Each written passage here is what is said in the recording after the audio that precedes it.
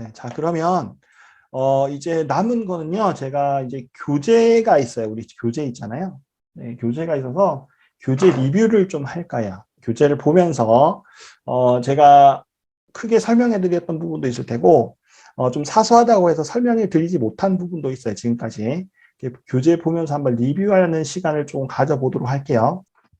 여러분들 그 교재 있죠? 네, 교재를 좀 펴시면 될 것 같아요. 옆에 좀 준비를 해주시고, 일단 요거는 장표는 따로 준비를 안 했습니다. 교재 좀 읽으면서 궁금하신 부분들, 그러니까 제가 큰 맥락이 되는 부분들은 설명을 다 드렸어요. 큰 맥락이 되는 부분은 다 드렸는데, 그럼에도 불구하고 이제 실무적으로 조금 조금 마이너하긴 하지만 그래도 여러분들한테 도움이 되는 부분들이 책에 담겨 있어서 그런 부분들 같이 좀 이해하고, 그 다음에 이제 책이 제가 이제 구두로 이야기한 것 대비해서 좀 정리는 잘 돼 있잖아요. 그런 부분들을 좀 이제 머릿속에 정리하는 형태로 그렇게 진행을 하기 위해서 좀 책을 좀 보면서 이야기를 하도록 할게요. 자, 한번 보겠습니다. 일단 43페이지 좀 볼까요? 네. 여기 보면 이제 이러닝 개발 프로세스를 여행 준비 순서하고 좀 비교를 해놨어요. 그래서 이건 뭐, 좀 처음 접하시는 분들은 좀 이해가 되시는 부분이라 생각이 되는데, 자, 일단 이러닝 컨텐츠 개발 프로세스를 좀 볼게요. 기획을 일단 하고요. 그 다음에 이런 과정들을 만들 때 기획을 하고 이제 요구사항 수렴 및 분석을 한다. 뭐 이렇게 되어 있습니다. 그 다음에 학습자 특성 분석 및 학습 환경 분석을 한다. 이렇게 되어 있어요. 그래서 이제 기획이라는 부분, 여기서는 뭐예요? 여기서는 이제 사실 어떤 주제가 정해진 상태에서를 의미하는 것 같아요. 그죠? 기획이라는 거, 어떤 주제로 하겠다. 뭐, 교수학의 양성 과정을 만들겠다 이런 닝에 뭐 그런 걸 의미하는 것 같은데, 제가 이제 앞에서 요구 분석들 계속 이야기했던 부분들은 요 이전 앞 단계 정도로 생각하고 계시면 될 것 같습니다. 여러분들이 뭐 대기업에 있는 그 HR 교육 담당자다, 이런 거 가정하고 한번 이해를 해 달라고 그렇게 말씀드렸어요. 그래서 여기 이제 이러닝 컨텐츠 개발에서는 기획이라는 거 하고, 그다음에 요구사항 수렴 분석하고, 학습자 특성 분석하고, 학습 환경 분석을 한다, 이렇게 되어 있습니다. 그래서 학습자 특성 같은 경우에는 아까 큰 흐름에서 나이대 이런 것들, 이런 것들을 해주셔야 되고요. 그 다음에 학습 환경 분석 같은 경우에는 어떤 거냐면, 이 사람들이 뭐 스마트폰을 자주 사용하는지, 뭐 노트북을 자주 사용하는지, 이런 데이터도 뭐 환경 분석일 것 같아요. 그죠? 네. 그리고 이 사람들이, 예를 들어, 우리가 이러닝에 뭔가 기능을 좀 탑재를 하는데, 연계된 기능을 탑재를 하는데, 예를 들어, 아까 같이 뭐 페이스북과 연계를 해서 운영을 할 수도 있고, 저처럼 카페 연계해서 운영을 할 수도 있잖아요. 이러닝 중에서도. 그럴 경우에는 이 사람들이 선호하는 뭐 SNS가 뭔지, 뭐 이런 것도 아마 환경 분석에 포함이 되겠죠. 그런 것들을 이야기를 합니다. 그래서 크게는 보통 이러닝 때 옛날부터 이제 전통적으로 파악하는 부분은 이게 스마트폰인지 PC인지 이게 좀 중요했어요. 그래서 예전에는 우리가 PC만 사용을 했었잖아요. 그죠? PC만 사용이 되다가 이제 스마트폰이 사용이 되면서 이제 스마트 러닝이라는 개념이 나오고, 그렇게 됨으로 인해서 화면의 어떤 구성 자체도 좀 달라졌거든요. 화면의 구성 자체도 달라졌습니다. 그래서 그런 부분도 이제 나중에 뒤에 설명하긴 할 건데, 그래서 그런 환경 분석을 한 결과, 내용이 뒤에 어떤 개발에도 영향을 미치는구나, 이렇게 이해를 하시면 됩니다. 여기까지 아마 우리가 분석이라는 부분까지 한 거예요. 머릿속에 좀 정리하시면, 여기까지 우리가 뭐 분석에 대한 내용을 파악을 했구나 생각하시면 되고요. 그러면 이제 뒤에 게 이제 앞으로 또 계속 배워야 될 내용인 거죠. 거시 설계라는 게 있어요. 거시 설계. 거시 설계라는 것은 우리가 과정 개발하는 데 있어서 큰 숲을 보는, 우리 숲은 이런 모양이었으면 좋겠어라는 그런 거예요. 네. 그래서 전반적으로 산업 동향이 어떻게 되는지, 뭐 이런 학습자들의 어떤 수요가 어떻게 되는지, 이런 것들을 큰 흐름에서 보는 거예요. 예, 그런 거라 생각하시면 되고, 미시 설계는 이제 조금 더 숲에서 이제 나무로 이렇게 가서요, 컨텐츠를 개발을 어떻게 할 건지 구체적으로 캐릭터를 활용할 건지 아니면은 강사가 직접 나와서 이렇게 설명을 할 건지 네 아니면 뭐 디자인은 또 어떻게 할 건지 학습 흐름은 어떻게 가져갈 건지 이런 것들을 결정하는 단계가 미시 설계다 이렇게 이해를 하시면 될 것 같아요. 그 다음에 이제 학습 내용 분석, 뭐 학습 환경 분석 이렇게 되어 있는데 학습 내용 같은 경우는 그래요. 원고 있죠. 이거는 사실 원고, 교수님들이 원고, 강사분들이 원고를 정리해 주시면 이것들을 분석하는 거다. 이렇게 이해하시면 될 것 같습니다. 그 다음에 이제 학습 환경 같은 경우는 사실 이러닝에서는 크게 뭐 좀 차이가 있긴 한데 그런 건 있어요. 이제 보면 이런 삼성 같은 경우에 이제 보안 같은 것들이 좀 있거든요. 보안에 대해서 이제 뭐 이건 외부에서 이렇게 접속 못하는 그런 이슈들이 사실 있거든요. 이런 이슈들 체크를 해서 어떻게 하면 좋을지 이런 것들을 선정하는 겁니다. 그래서 이제 보안 문제가 있기 때문에 예전에는 이제 지금은 플래시 아시죠? 플래시 플레이어 해서 이제 애니메이션 막 나오고 했을 때 그런 거 구현하고 할 때 예전에 뭐 그런 게임도 막 있고 했잖아요. 웹상에서. 그래서 이제 그런 것들이 보통 플래시로 구현된 것들이 많았는데 삼성의 어떤 보안 문제 때문에 플래시 구동이 안 되는 거예요. 그래서 어떻게 그러면 다르게 구현을 해야 되느냐. 이런 이슈를 이제 고민했던 그런 것도 있는데 그래서 이런 환경들 자체가 그 접속하는 그 교육생들, 학습자들의 환경 자체가 어떻게 되는지도 좀 파악을 해야 된다라는 거죠. 그 다음에 이제 일정 수립을 해요.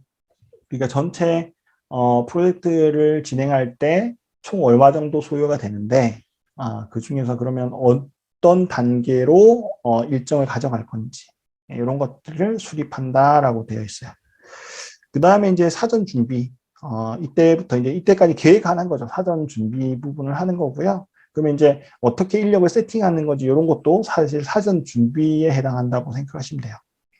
그 다음에 이제 각종 자료 준비해서 이제 뭐 원고, 매체 등 이렇게 되어 있는데 이런 부분들 정리하고 그다음에 프로젝트 시작이 되고 그다음에 프로젝트 진행이 되고 그다음에 이제 이게 진행 완료가 되면 보고서 작성이나 산출물 정리를 하고 그다음에 평가 이후 계획 수립을 한다 이렇게 되어 있네요. 자, 요거를 이제 여행 준비 순서하고 비교를 해보시면 조금 이해가 더 쉽긴 할 거예요. 자, 이해가 되셨습니까? 그럼 앞에서 아까 요구 분석 이후의 단계가 이런 것들이 있구나. 이렇게 진행이 돼 실무에서 현업에서 이렇게 진행되는구나 이해하시면 됩니다. 자, 이 부분에 대해서 혹시 궁금한 사항 있으신가요? 없으세요? 이해가 돼. 책 정리 잘 된 것 같네요. 그죠? 자, 그 다음에 제가 같이 좀 볼 내용이 네, 참여 인력 부분 봅시다. 46페이지. 네, 46페이지 보시면 중간쯤에 보시면 네, 이러닝 컨텐츠 개발 프로젝트의 참여 인력 이렇게 되어 있습니다.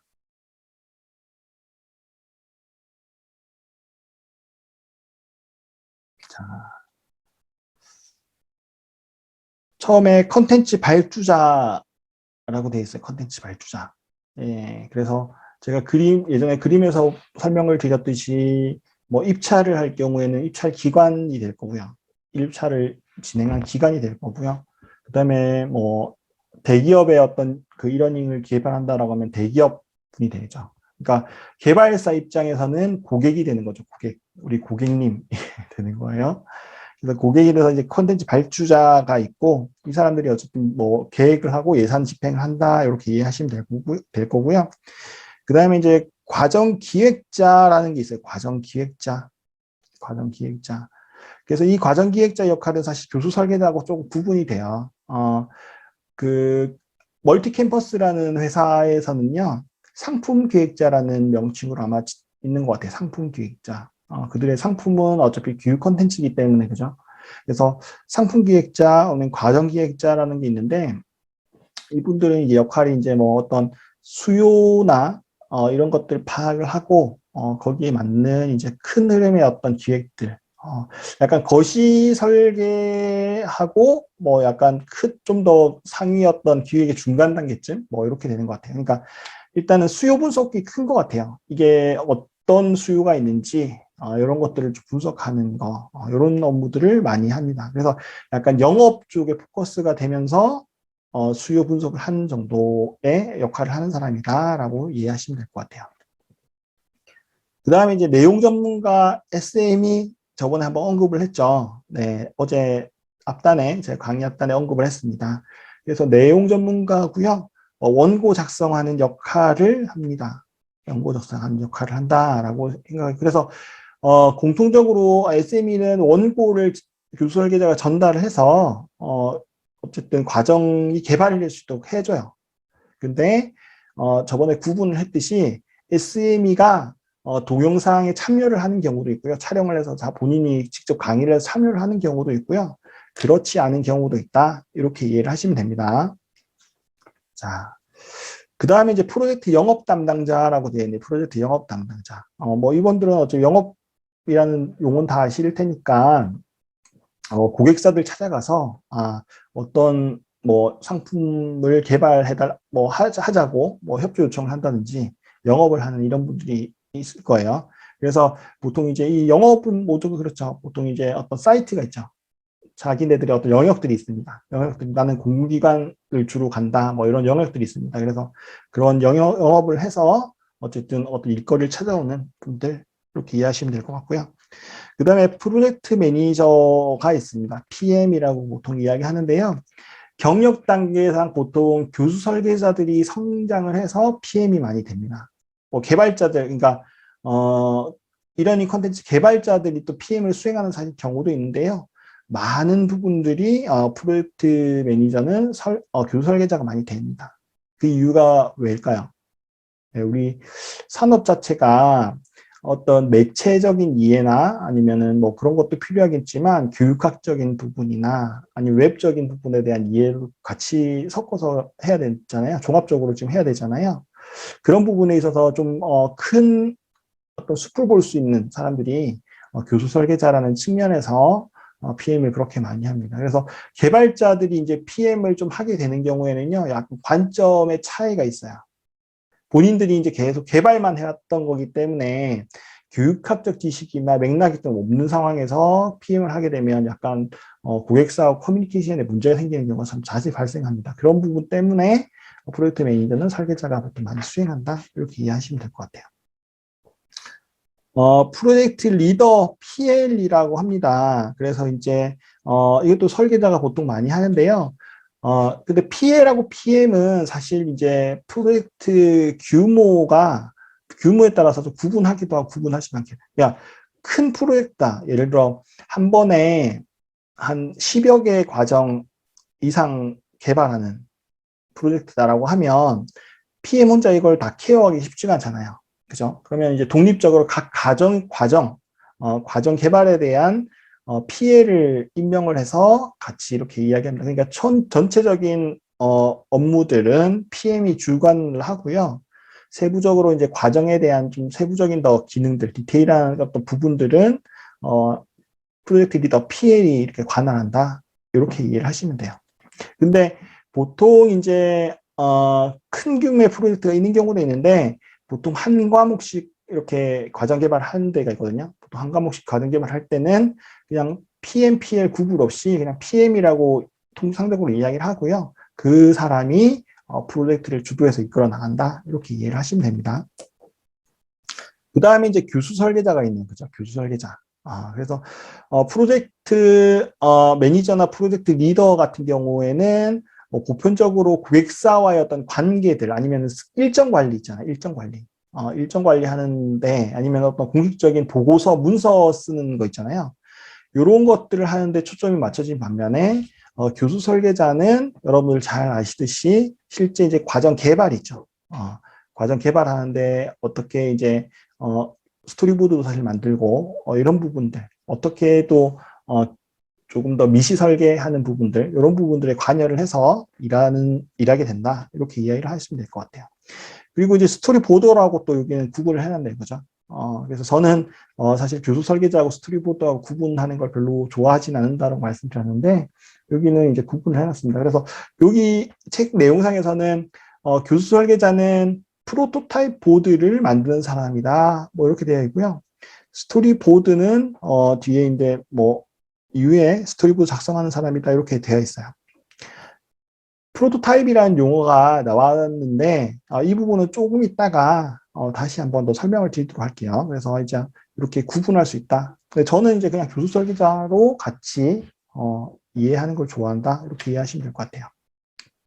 그 다음에 이제 웹 디자이너라는 게 있는데 웹 디자이너 그죠? 뭐 수석 웹 디자이너가 있고 뭐 웹 디자이너라는 게 있습니다. 수석은 사실 경력이 좀 된 사람, 된 분들 이야기하는 거고 웹 디자인은 좀 경력이 조금 낮은 분들을 이야기하는 거다 이야기하시면 될 것 같은데 사실 개발사에서 뭐 이렇게 수석 또 구분하는 개발사도 있어요. 어차피 인력 그 운영하는 거는 회사마다 좀 다르니까.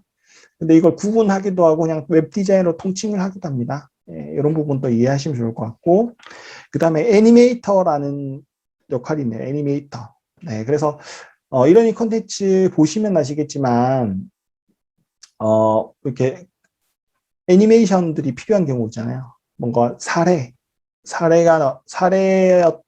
어떤 묘사를 하기 위해서 캐릭터끼리 서로 이야기를 한다든가, 상황을 또 연출한다든가, 이런 것들 있잖아요. 이런 것들을 제작하시는 분들이라서 보통 이제 그림 잘 그리시는 분들이 이 일을 많이 합니다. 네, 만화나 이런 그림들 잘 그리시는 분들. 그래서 이 일을 한다 이야기하시면 좋을 것 같아요. 그 다음에 스크립터라고 되어 있는 스크립터. 네, 스크립터라고 되어 있는데, 스크립터 이분들은 이제, 프로그램들, 자바스크립트라는 프로그램들 다루시는 분이라 생각하시면 될 것 같아요. 그래서, 우리가 컨텐츠 같은 경우에는, LMS라는 그 시스템 포팅이 된다고 했죠. 그러니까 업로드가 된다고 했죠. 네. 그러면 이제 보통 업로드가 되면, 그게 서로 이제 어떤 진도 체크나 이런 기능들이 제대로 구현이 되려면 프로그램, 그 컨텐츠 내에도 프로그램적인 요소가 필요하거든요. 세팅이 좀 되어 있어야 돼요. 이런 세팅을 해주는 사람, 이렇게 이해하시면 됩니다. 그러니까 예를 들어 LMS의 진도 체크 기능이 안 된다. 뭐 이렇게 이런 문제가 발생을 하면 이분들한테 문제에 대한 해결을 요청을 하면 돼요. 그 다음에 이제 프로그래머다. 지금 여기서 프로그래머 같은 경우에는요, 지금 그 LMS, 시스템 프로그래머를 이야기합니다. 여기서는. LMS를 개발하는 사람, LMS를 뭐 수정 작업하는 사람, 뭐 이렇게 이해를 하시면 될 것 같아요. 그래서 보통 이제 개발사에서는 이 프로그래머는 없다. 이렇게 이해하시면 됩니다. 그래서 운영사 정도쯤에 이 프로그래머가 이제 상주해서 일을 한다 생각하시면 되고요. 자, 에디터 같은 경우에, 에디터. 우리 저기 강민희 선생님이 이제 뭐 구성작가 하셨잖아요. 네. 그래서 그런 것처럼, 보통은 개발사의 상주는 사실 잘 안 해요. 에디터 분들. 그러니까 작가분들이 상주는 잘 안 합니다. 근데 안 하는 대신에 가끔씩 이제 프로젝트 중에서 어떤 스토리텔링, 그러니까 이야기 기반으로 진행이 해야 되는 그런 프로젝트들이 있어요. 그런 경우에는 작가를 별도 섭외해서 같이 이렇게 진행을 하기도 합니다. 그리고 또 하나의 어떤 특징적인 또 회사들 같은 경우에는요, 컨텐츠 개발사인데도 교수 설계자가 없고 작가들로 구성된 회사들도 있어요. 작가들도. 그런 회사들 이제 좀 보면 어떤 회사들이라면 처음부터 사업을 1러닝으로 영위한 게 아니라요. 보통 이제 이런 영상 외주 작업 같은 거 있죠. 네, 영상 외주 작업. 뭐 광고를 만든다든지 뭐 간단한 단편 뭔가 뭐 영화 작업하는 그런 것도 있는 것 같고요. 그런 회사들이 보통은 이렇게 좀 사업 확장을 해볼까? 뭔가 좀 우리의 어떤 매출을 올릴 수 있는 것들이 없을까라고 해서 이렇게 1러닝 산업에 뛰어드는 경우가 사실 있어요. 그런 경우에는 그들 구성원들이 보통 작가들이 세팅이 되어 있을 거 아니에요. 그러면 그 인력들을 활용해서 이렇게 1러닝 사업에 뛰어들었을 때 이제 이런 것들, 작가분들로 이렇게 구성이 되어 있는 경우가 있는데, 그분들 같은 경우는 사실은 어떻게 보면 이제 이런 교육학적인 부분이나 이런 부분이 지식이 조금 부족한 경향이 있죠. 예, 그래서 일단은 기본적으로 일반적인 이러닝 그 개발사 세팅상에서는 작가분들은 보통 이제 필요할 때마다 이렇게 협업해서 이렇게 일을 한다, 이렇게 이해하시면 됩니다. 그다음에 이제 검수자들이 있어요. 컨텐츠 이제 개발이 완료되고 나서 이게 또 오타가 있는지 아니면은 개발된 그 컨텐츠 제대로 작동하는지 이런 것들을 검수하는 검수자들이 있습니다. 그 다음에 매체 제작자가 있는데요. 매체 제작자는 그거요. PD분이라 생각하시면 돼요. 영상 편집하시는 분들. 네. 편집하시는 분들이라고 생각하시면 될 것 같습니다. 그 다음에 성우분들 이제 보면, 우리가 이런 컨텐츠를 보게 되면, 강사분들이 나와서 이야기하시는 거 외에도 안내 멘트 이런 것들이 나오잖아요. 아니면, 강사분들이 이제 등장하시지 않는 컨텐츠 같은 경우에는 캐릭터 간의 이야기도 하고, 네, 아니면은 뭐 어떤 나레이션들이 이렇게 제시가 되는 경우가 많잖아요. 화면에 어떤 텍스트들이나 이미지가 제시되면서 그런 형태 때 이제 성우들이 활용이 되는 거죠. 네, 성우들이 활용이 되는데 이 성우 같은 경우에 일반적으로 뭐 이런 계열에서 상주는 하진 않습니다. 네, 제가 있었던 회사 같은 경우에는 사실은 약간 파트타임 형태로 해서 상주를 시키긴 했어요. 예, 좀 일거리가 많아서 이렇게 시키긴 했는데 보통은 이제 외주 스튜디오를 활용을 많이 해요. 성우 녹음을 하고 하는 스튜디오가 있거든요. 전문 스튜디오가 있거든요. 그래서 그분들 상주한다 이렇게 이해를 하시면 좋을 것 같습니다. 그래서 제가 일단은 뭐 여러 가지 역할과 이런 것들을 이야기했는데요. 이러닝 개발사 기준으로 상주 인력들을 간단하게 한번 체크를 해드릴게요. 여러분들 만약에 이러닝 개발사에 입사를 한다라고 하면 어떤 사람들하고 이제 일을 해야 되냐 그런 거 중요하긴 하잖아요. 그래서 자 일단 네, 프로젝트 영업 담당자가 있을 수가 있을 것 같고요. 영업 담당자. 그다음에 이제 프로젝트 매니저. 네, 그다음에 프로젝트 리더. 이거는 사실 구분이 있을 수도 있고 없을 수도 있죠. 그리고 교수 설계자, 그다음에 스토리보더, 그다음에 웹 디자이너, 네, 수석 웹 디자이너 마찬가지고 애니메이터, 그다음에 스크립터, 네, 그다음에 매체 제작자, 네, 검수자 같은 경우에는 보통 조금 작업 자체가 계속 이제 검수를 하는 거라서 보통 아르바이트를 많이 써요. 네. 그래서 검수자는 뭐 이렇게 파트타임으로 많이 쓴다. 이렇게 이해를 하시면 좋을 것 같습니다. 네. 다른 쪽은 이제 고객사이거나 아니면 외부의 인력이다. 이렇게 이해하시면 좋을 것 같아요. 자, 여기까지 우리 구성원에 대해서 한번 이야기를 해봤는데 혹시 궁금하신 사항 있으신가요? 역할이나 이런 부분이 잘 이해가 안 된다. 자, 이해하셨어요? 네. 네. 네. 선생님. 일단 역할은 여기 책에 나와 있는 대로 읽어보니까 이해는 됐는데, 혹시, 교수 설계자와,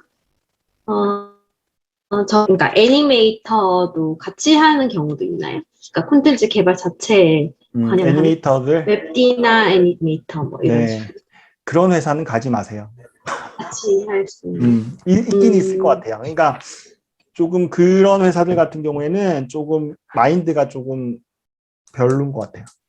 네, 죄송 말씀이지만. 그래서 왜 그러냐면 아니면 네. 네. 그러니까 아니면은 그 설계자 자체한테 혹시 애니메이터의 기술이 있다면, 능력이 있다면 좋은 걸 건가요? 아니요, 그거 뭐 물론 좋을 네. 수도 있는데 그거는 따로 그냥, 네. 네, 최근에는 뭐 그림 애니메이터 역량이 있으신가요? 선생님께서 혹시? 아니요, 그런 건 아니지만. 네. 그런 회사들이 있어요. 보통 교수 설계자 하면 PPT 잘 다루잖아요. 네. PPT 잘 다루잖아요. 그래서 보통 PPT 또 이렇게 이쁘게 또 잘 만드시니까 디자인을 하면 되겠다라고 해서 이거 경험을 시키는 회사가 있거든요. 인건비 아끼려고. 네. 네, 그런 회사들이 있어요. 근데 그런 회사들은 자기 개발하기도 쉽지가 않고요. 네, 그런 부분이 있습니다. 그래서 정체성, 그런 일을 하시는 분들은 정체성이 너무 혼란을 가지세요. 이제 현업 실무자들하고 그렇게 이야기를 가끔씩 하는데 그런 분들이 계셔서 하는데 내가 디자이너인지 설계자인지 모르겠다. 전문성이 떨어져요. 그리고 나중에 경력해서 이직을 하시게 될 경우에도 좀 불리합니다. 그런 거는. 네, 불리합니다. 그래서 여러분들 가능한 한 이게 회사 선택하실 때도요. 혹시 디자인 해주실 수 있어요? 이러면은 네, 그냥 가지 마세요. 미련 가지지 마시고. 네. 그런 회사들은 알겠습니다. 약간 네, 인건비 때문에 그런 겁니다. 네. 네. 혹시 다른 질문 있으신가요? 네, 강사님, 네네. 저기 혹시 교수 설계자가 그 웹 디자인이나 스크립터나 그 영상 그 편집하는 거에 대한 지식이 있으면은, 그러니까 뭐 그거를 업무를 대신 하는 건 아니고요. 어떤 과정으로 이제 할 수 있는 이런 지식들이 많이 있으면 교수 설계에 도움이 네, 되는지. 도움이 되죠. 그게 왜냐하면은 뒤에 프로젝트 매니저가 되잖아요. 성장 단계에서 프로젝트 매니저가 있잖아요. 그러면은 사실 도움이 많이 됩니다. 왜냐면 커뮤니케이션 하는데 훨씬 도움이 되죠. 네, 내가 아무것도 모르는 상태에서 그냥 네. 업무 요청을 하는 것보단 이러이러한 부분이 문제가 되겠구나 이렇게 좀 해달라고 해서 디테일하게 요청할 수가 있잖아요. 그죠? 근데 이제 그렇게 앞서 이명수 선생님처럼 그런 자세가 좀 중요하긴 해요. 일을 하다 보면요, 입장 차이가 있거든요. 입장 차이가 있어요. 특히 개발자하고 디자이너하고 있잖아요. 교수 설계자하고 입장 차이가 너무 많이 나요. 예. 왜 그러냐면, 예를 들어 교수 설계자가 어떤 기획안을 해서 디자인을 했어요. 디자인은 어떻게 해요? 그거를 아주 이쁘게 만드는 작업을 해야 되잖아요. 이쁘게 만드는 작업. 네. 이쁘게 만드는 작업에 치중이 되어 있다 보니까 우리 교육학적으로 나중에 뒤에 이제 뭐 이야기를 하겠지만 인지 구조상 충돌이 되는 부분들이 생겨요. 예. 이쁘기는 한데 뭔가 내용 전달이 안 되는 경우가 생긴단 말이에요. 예. 그런 경우에는 사실 디자인에 대한 어떤 영향이 없는 상황에서 커뮤니케이션 하기 이렇게 되는 거예요. 뭔가 이쁘긴 이쁜데 뭔가 좀 이상해. 이런 피드백을 못 주는 거예요. 무슨 말인지 알겠지? 그럼 디자이너도 화나겠죠. 두리뭉술한데 명확하진 않고. 근데 이제 그런 영향이 있다라고 하면 명확하게 피드백, 이거 조금 채도 좀 낮춰주세요. 색깔이 이게 인지가 안 되니까 바꿔주세요. 디테일하잖아. 그런 커뮤니케이션이 원활하게 되죠. 예, 안지혜 선생님 말씀처럼 뭐 예를 들어 프로그램을 배운다거나 편집을 한다라고 하면 예를 들어 그런 거죠.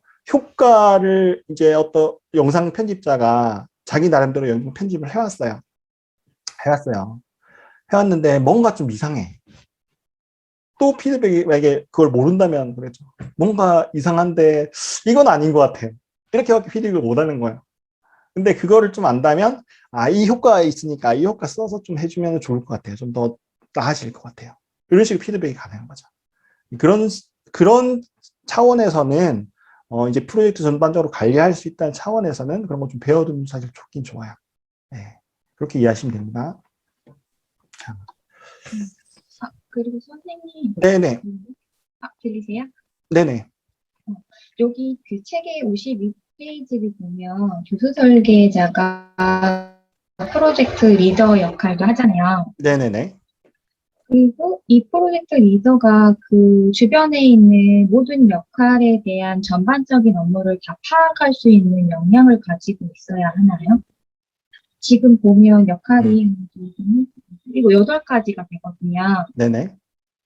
그 8가지를 다 관리하고 섭외하고 뭐 그럴 만한 역량을 가지고 있어야지만 이 교수 설계자가 되는 건지. 네, 결론적으로는 그렇죠.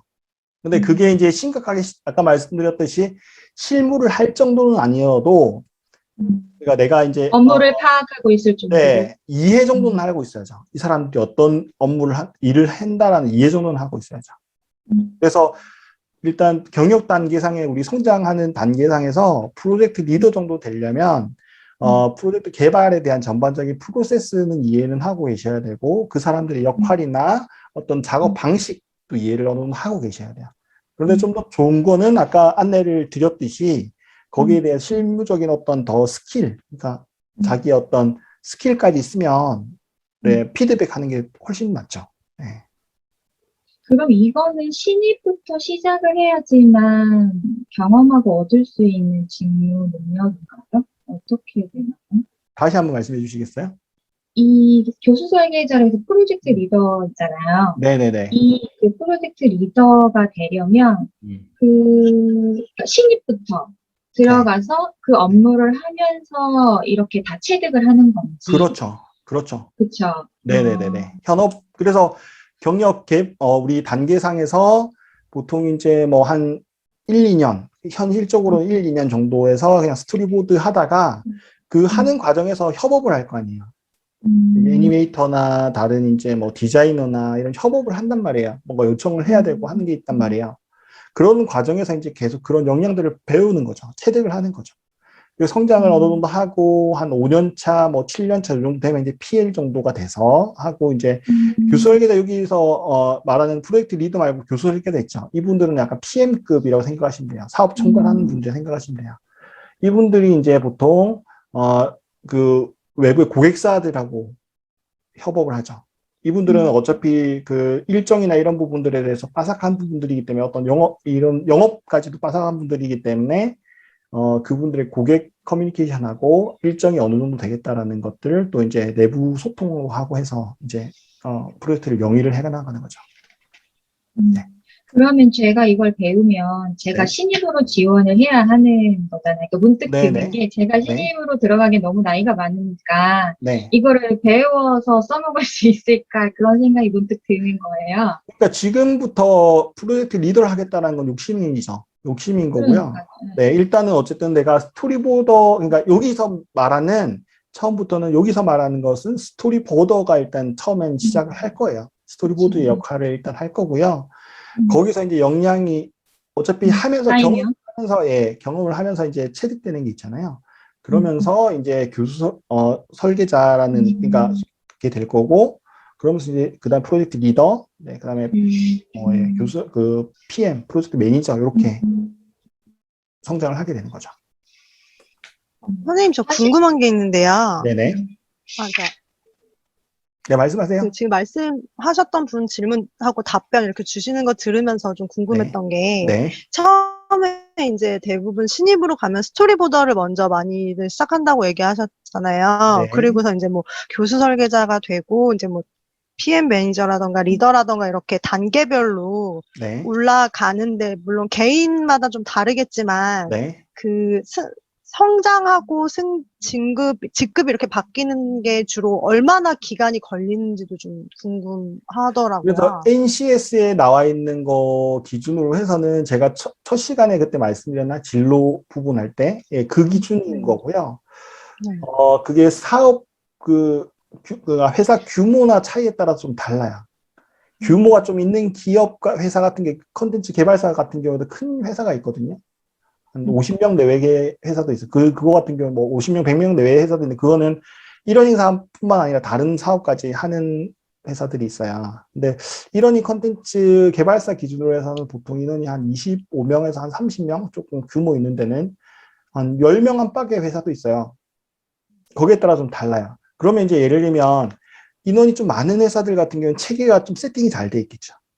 세팅이 되어 있으니까 뭐 성장 단계, 그 NCS에 이야기하는 정도로 이렇게 성장을 할 수가 있는 반면에 그게 아니라 좀 영세한 소규모 기업 같은 회사 같은 경우에는 어떻겠어요?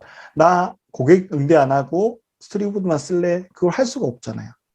왜냐하면 프로젝트의 시작은 어쨌든 고객 응대부터 시작을 해야 되고, 그죠?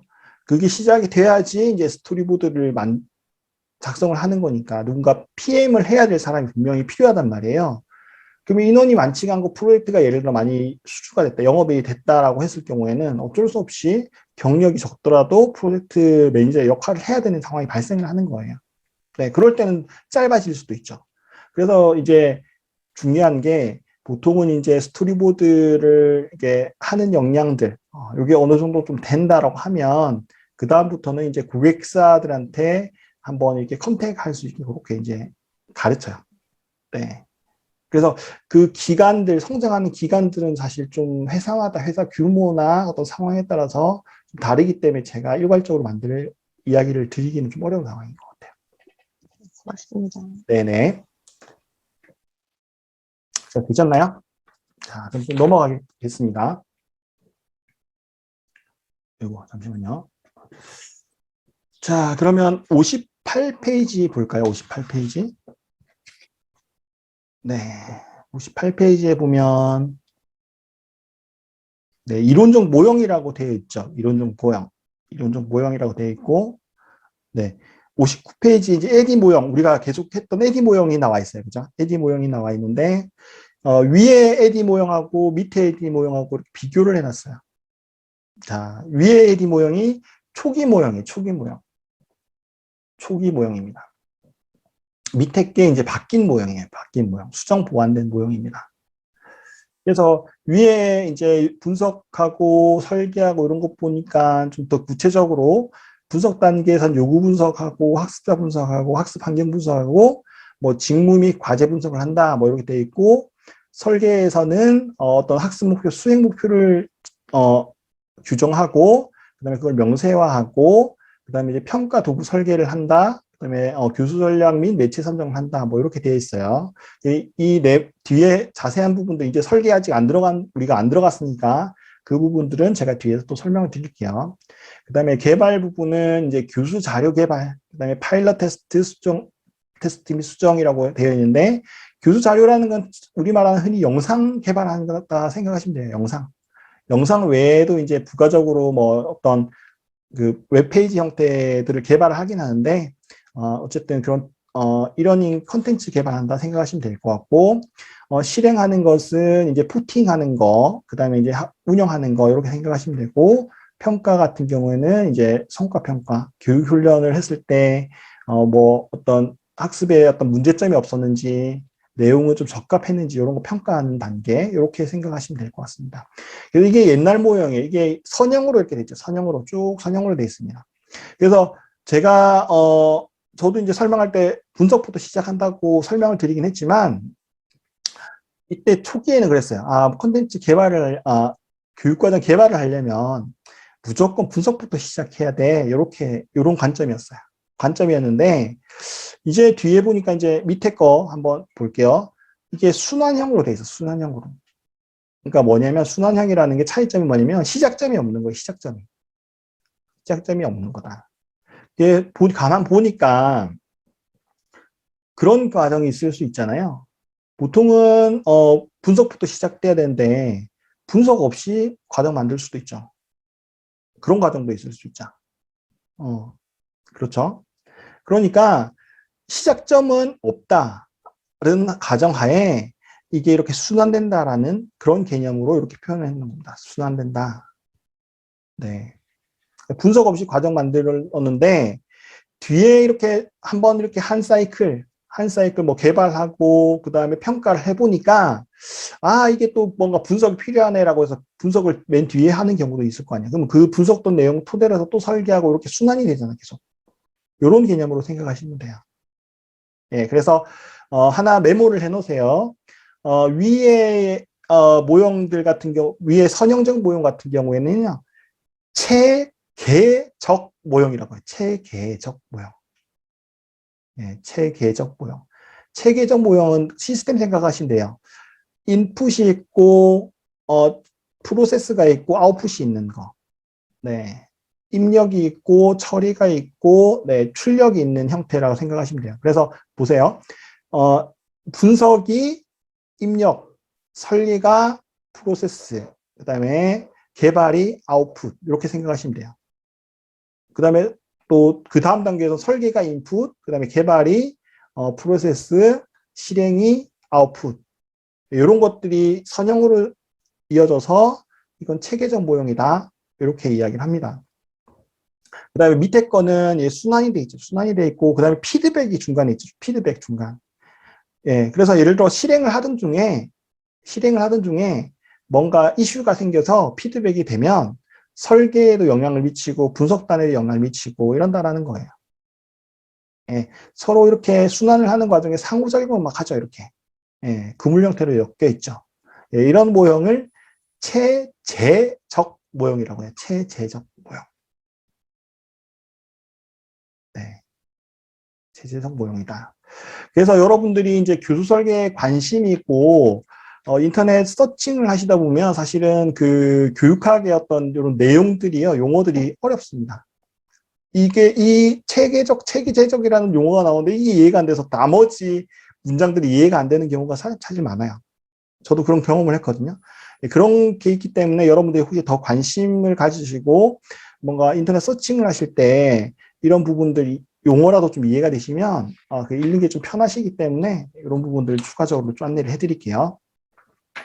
네, 자 이렇게 보면 될 것 같고, 자, 요 모델 관련해서 좀 궁금한 거 있으신가요? 없으세요? 네. 에디 모형을 했고요. 뒤에 이제 딕앤 캐리 모형이라고 되어 있는 게 있습니다. 이거는 잠시 참고만 하고 할게요. 요것도 에디 모형하고 유사해요. 요것도 많이 쓰이는 모델이긴 한데, 요구 분석을 크게 수업 분석하고, 학습자 및 상황 분석으로 그냥 구분을 해놨습니다. 구분을 해놨고, 그 다음에 이제 설계단에 들어가서, 우리 저기, AD 모형에서는 설계단에 이제 수행 목표라고 그렇게 돼 있잖아요. 포함이 되어 있는데, 여기 수행 목표라는 단계가 따로 있고요. 그 다음에 이제 프로그램 개발하는 거, 이렇게 되어 있습니다. 거의 비슷하다고 생각하시면 돼요. 네, 근데 이제 학자들마다 자기의 어떤 이론을 좀 주장하는 경향이 사실 있기 때문에, 이것을 구분해서 그렇게 보기도 합니다. 그 다음에 사실 이제, 실버 모형하고는 크게 안 보셔도 될 것 같아요. 예, 크게 많이 인용되는 부분이 아니라서 안 보셔도 될 것 같고요. 지금 하나 이제 볼게. 네. 그 레피드 프로토타입 모형. 요거 한번 볼게요. 레피드 프로토타입 모형.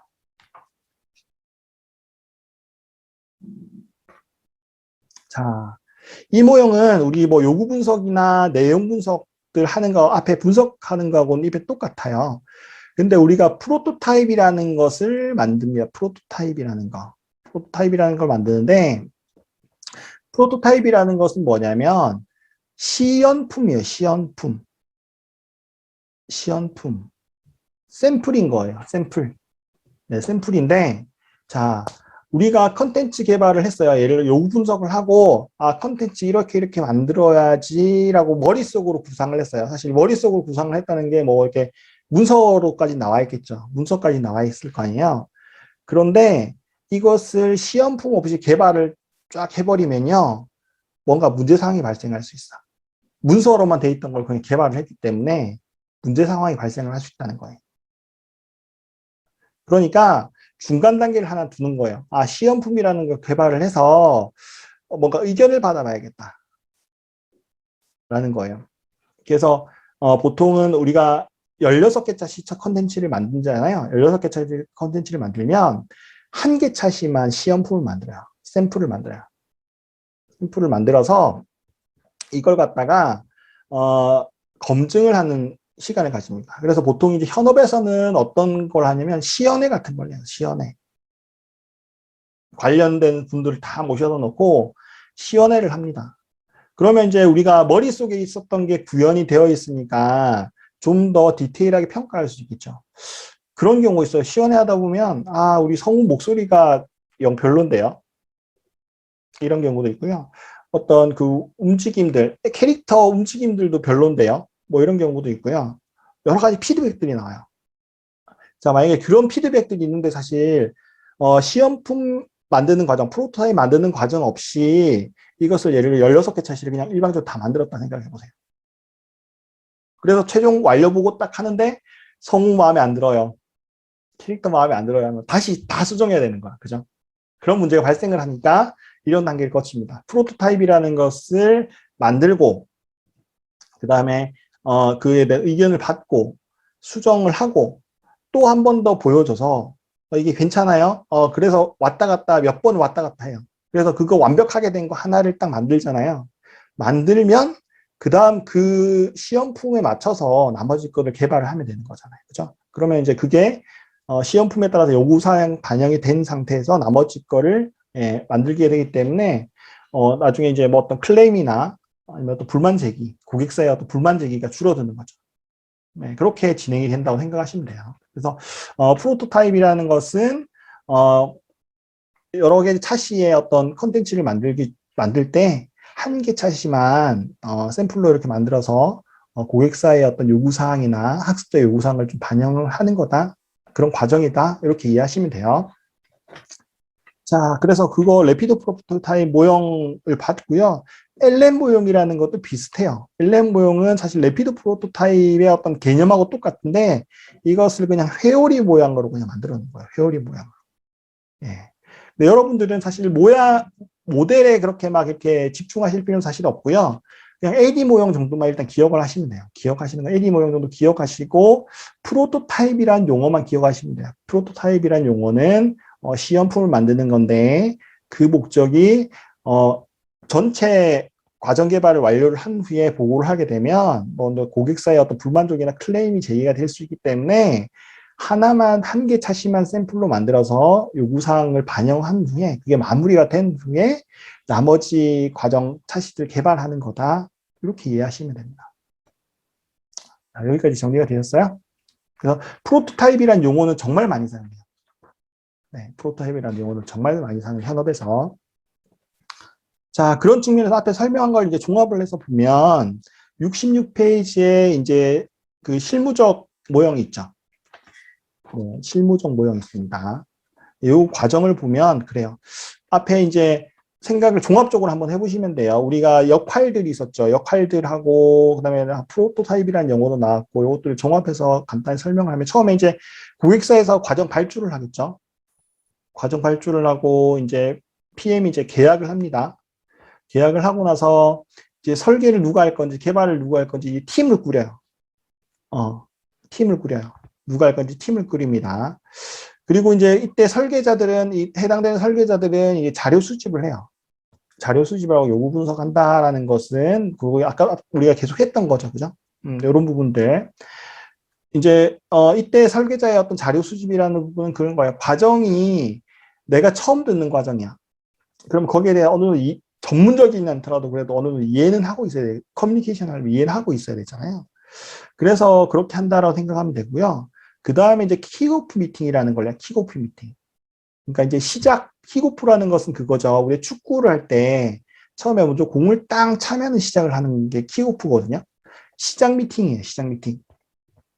이거 시작합니다라고 해서 미팅을 하는데 그냥 시작합니다 해서 뭐 그냥 세미레모리 하는 게 아니라요. 관련된 사람들이 다 만나는 거예요. 인사하고 예를 들어 SME 있죠. 교수님, 뭐 강사님, SME 있을 거고, 그다음에 이제 고객사의 이제 과정 담당자들이 있을 거고, 그죠? 그다음에 개발사에서는 PM하고 그다음에 교수 설계자 보통 여기 참석을 하거든요. 이런 사람들이 만나서 서로 명함 교환하고 인사하고 잘해봅시다 이렇게 처음에는 이렇게 합니다. 그렇게 해서 하고 나서 그다음에 이제 개발 방향에 대해서 간단하게 이야기를 나눠요.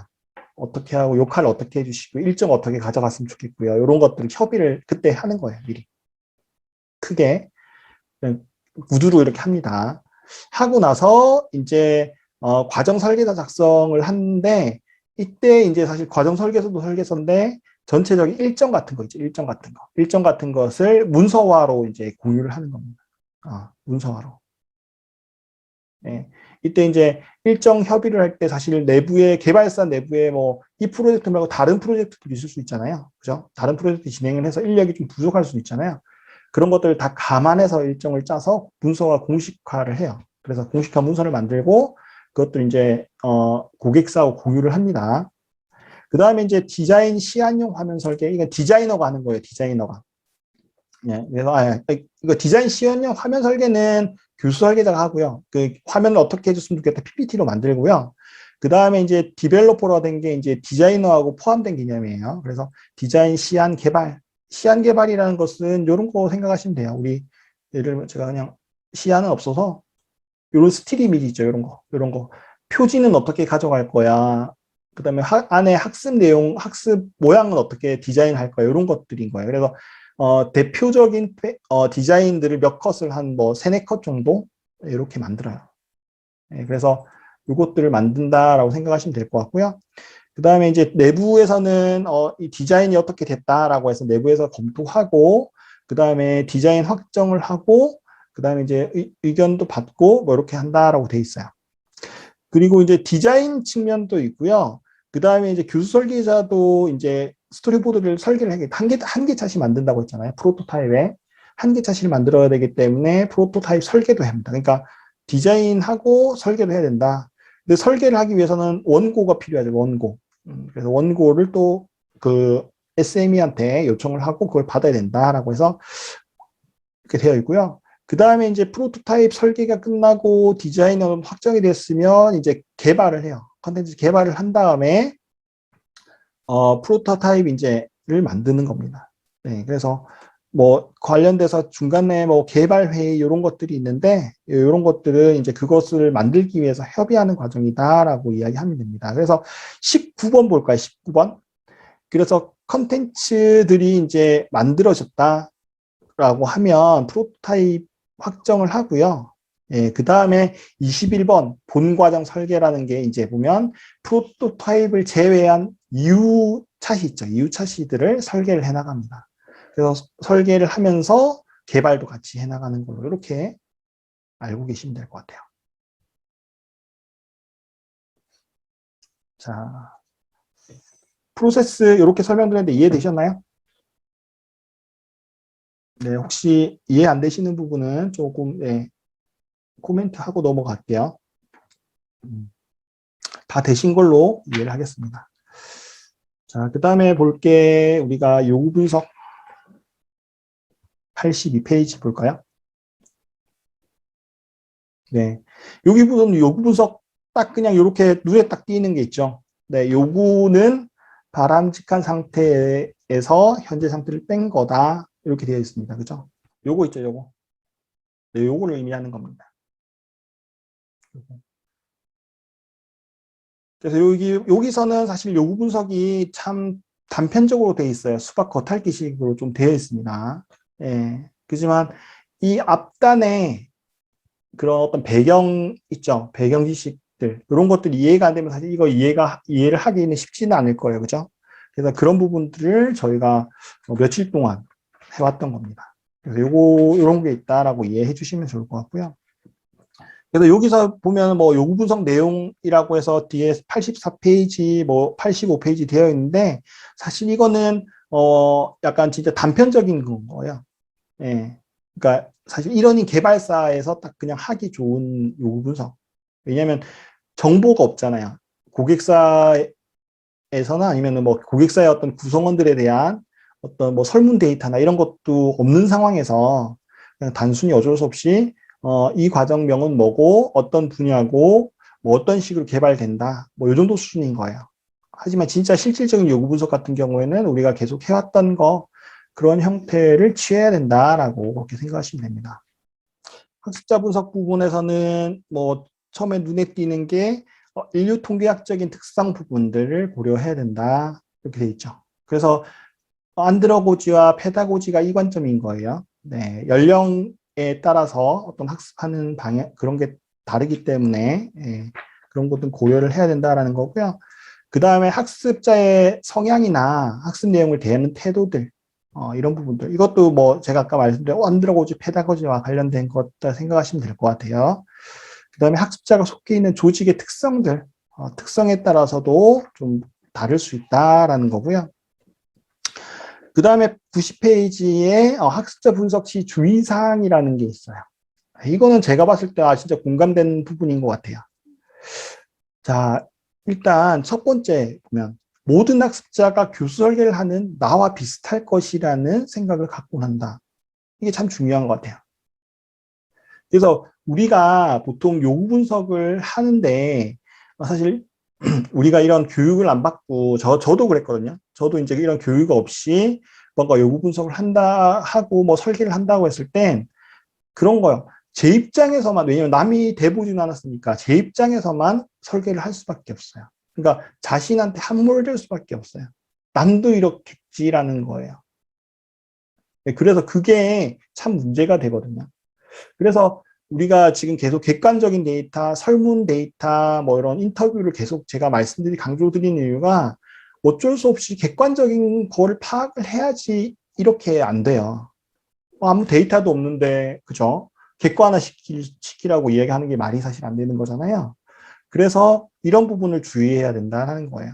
예. 그래서 그런 요구 분석하는 게 그런 부분에서 중요하다라는 거고요. 자, 밑에도 이제 익숙한 것이 학습자에게도 익숙할 것이라는 생각을 갖고 난다. 이런 거 있고, 그 다음에 이제, 교수 설계에 학습자를 끼워 넣는 경향이 있다. 이렇습니다. 이게 세 개가 이제 지금 공통적인 맥락이긴 한데요. 특히, 학습자 분석뿐만 아니라요. 교수 설계 그 스토리보드 만들 때도 이런 생각이 문득문득 들어요. 문득문득 들어요. 원고를 보고 제가 읽고 있잖아요. 읽고 있으니까 이게 내가 다 아는 것 같은 착각이 들어요. 내가 내용 전문가가 된 것 같은 착각이 들어요. 실제로 아마 그럴 겁니다. 여러분들 아마 경험하실 거예요. 그러면 저는 어떤 생각이 좀 들었냐면요. 그러다 보니까 이 정도 내용은 학습자들 다 알고 있지 않을까라는 또 착각을 해요. 그죠? 그런 착각을 합니다. 예를 들어 저는 또 그런 게 있어요. 예를 들면 안전교육 같은 거 있잖아요. 안전교육 같은 경우에는 읽다 보면 이런 것까지 이야기를 해야 되나라는 생각이 드는 그런 내용들도 있어요. 뭐 예를 들면 소화기 사용법 이런 거 있잖아요. 그런 착각을 하게 되는 거예요. 모르는 사람도 사실 있을 거고, 그죠? 좀 더 들어가면 그런 부분입니다. 그래서 이런 부분들, 자기한테 좀 함몰되는 그런 부분들 있잖아요. 이런 부분을 참 주의해야 돼요. 그래서 그거에서 조금 계속 좀 빠져나오고 객관화시키는 것들이 참 중요한 것 같습니다. 그건 아마 작업해보시면 아실 거예요. 제 첫 시간에 그렇게 했잖아요. 우리가 교수설계 작업이라는 것은 정말 그냥 옆에 사람들이 보면 정말 정적인 작업이에요. 근데 머릿속은 엄청난 생각들을 하게 되는 작업이에요. 예, 그런 측면이 있기 때문에 이런 부분이 이제 책에 좀 담겨 있어서 여기까지 소개를 좀 해드렸습니다. 지식 디자이너